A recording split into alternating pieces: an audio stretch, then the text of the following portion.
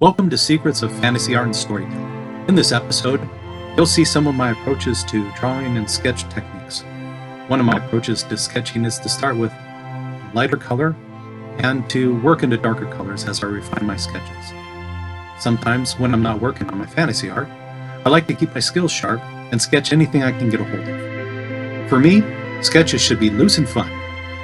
It gives sketches an energy and a life of their own that often gets lost in the final line art.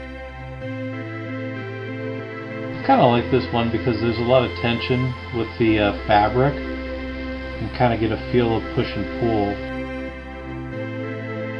Because as this arm's lifting up, it's pulling on the fabric. And I admit, I don't really spend enough time trying to work on clothing as much as I could.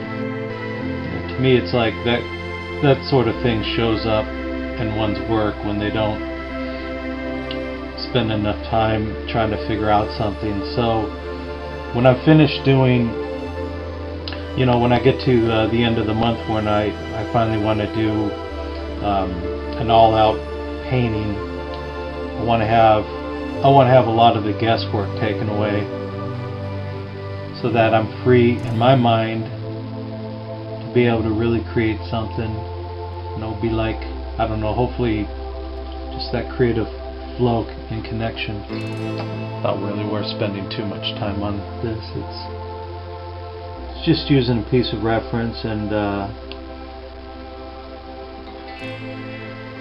just working with it. Like I said, just trying to get that creative flow going. It's funny, it's like when I get into something, it's hard to stop.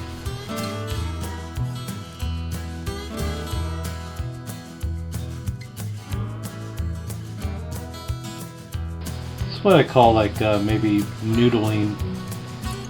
Just kind of sketching about, just making a lot of different scribbles, and then seeing how it kind of works all together. If it doesn't work, then I can just come back and erase it.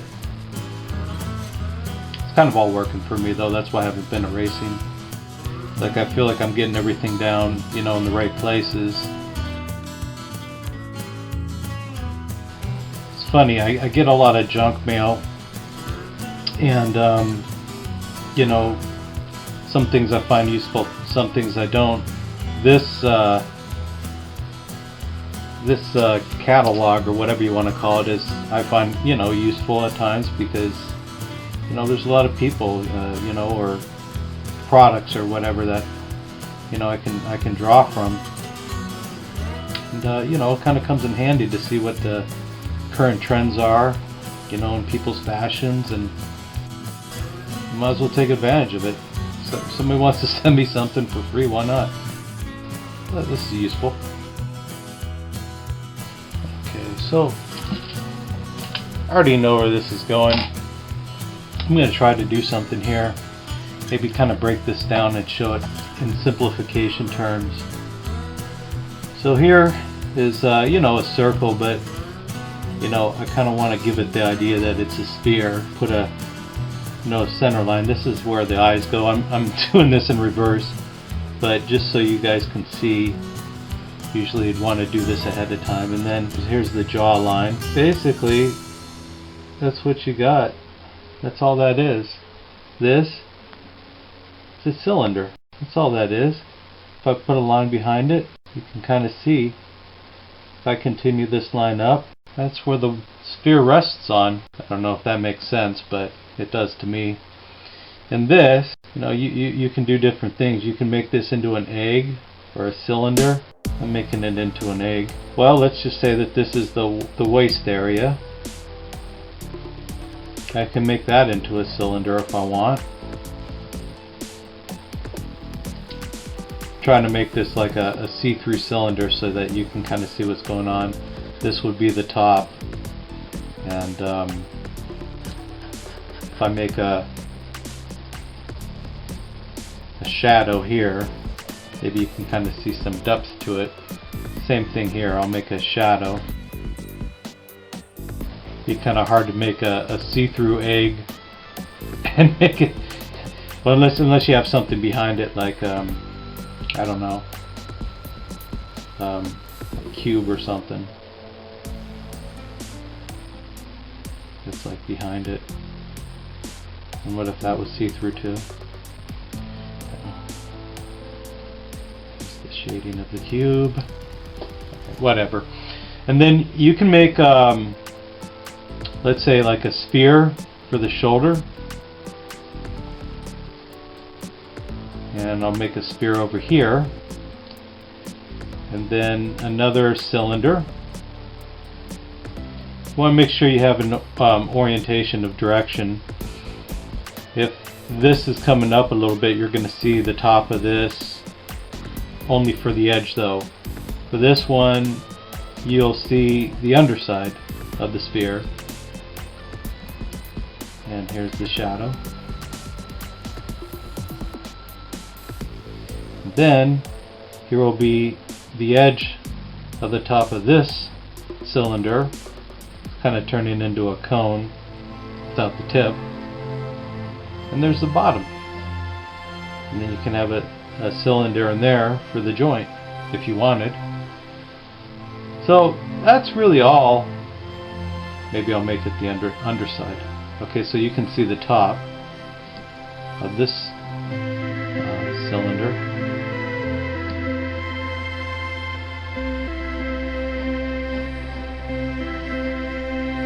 Got my sphere. Shame on me. And then, you know, you could put the legs. You know, they're cylinders too.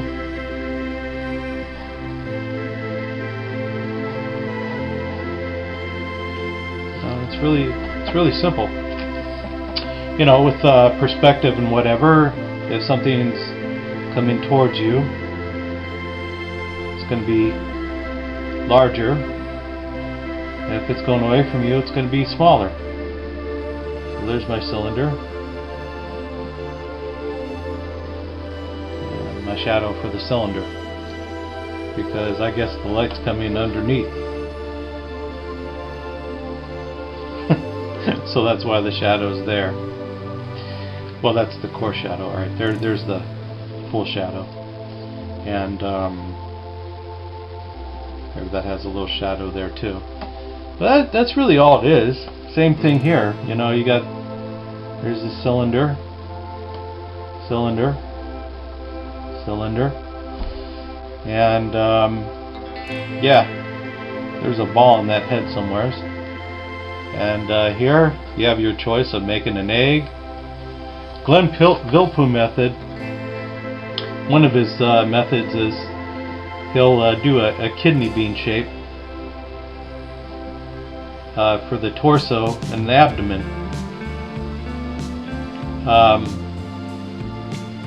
So with this, it's a matter of you know, you're not doing contour lines. You want to have like a sense of depth and volume. So you want things to taper in. You're not going to be drawing exact spheres and cylinders. You want things to kind of intersect with each other. And so where this is coming down, this comes, you get the sense that this is coming forward a little bit here, the forearm versus the you know, bicep and tricep and all that. So with this, the kidney bean method, so if you guys kind of get the sense of this is folding over, with, if you can make it into a torso, get the orientation. If this is turning this way, say this is where the shoulders are, and then this is the tilt. Every time that this is going to tilt this way, this is pretty much going to tilt this way. So then you can start with your shoulder area. I'm not saying this is 100% the Vilppu method, but I'm just kind of showing the kidney bean shape. And there, the next tilting, you got a sphere for the head.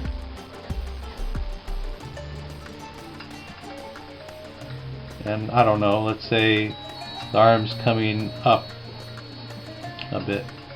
You're going to be waving at somebody, I don't know. Hi.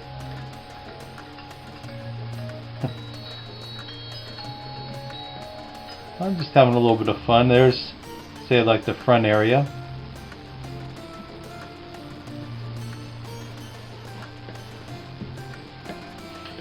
So this is kind of how you can invent your characters. Let's see, maybe should the leg come over? So that's all decisions that you can make. This is when you have fun, you know, playing around. Don't always have to look at things for reference. You just got to know your anatomy. So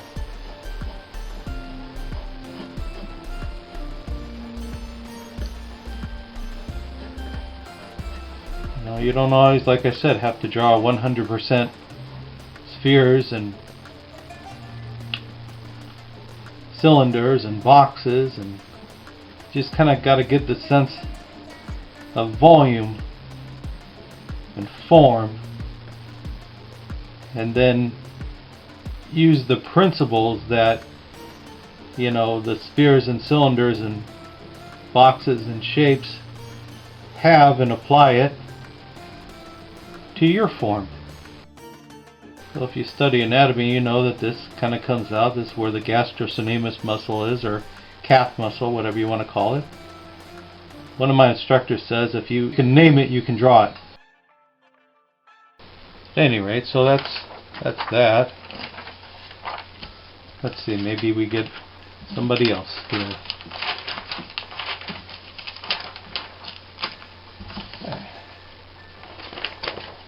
There we go. She has a nice look to her. Wearing a fun dress. Sometimes you just can lay things out rough and simple, or loose and simple. And that kind of comes in handy when one wants to paint too directly onto the canvas, which requires a very good skill level to do that, in my opinion. You know, at the end of the day, unless you're getting paid to specifically do somebody's portrait or whatever kind of commission, you don't have to feel obligated to make something look exactly as it is from, you know, whatever you're referencing. That's why it's just a reference. I think a lot of people get caught up in that, you know, and that's all right if you're trying to just, you know, discipline yourself with, you know, being a bona fide copy machine, or just learning a specific skill. You're disciplining and saying, okay, I am going to stick to this and try to get as close to whatever, you know, I see. And that's good if you want to train your eyes like that. Like I said, it can come in handy to have that sort of. But you know, when you're just you know, having fun and actually doing art for its own sake, and not like in student mode, you know, part of the fun is just to, you know, do what you want. Well, for example here, all right, well, her arm's down here. What if I want to bring it up, and maybe she'll be holding flower. There we go. She's holding the flower. Awesome. And here's her sundress.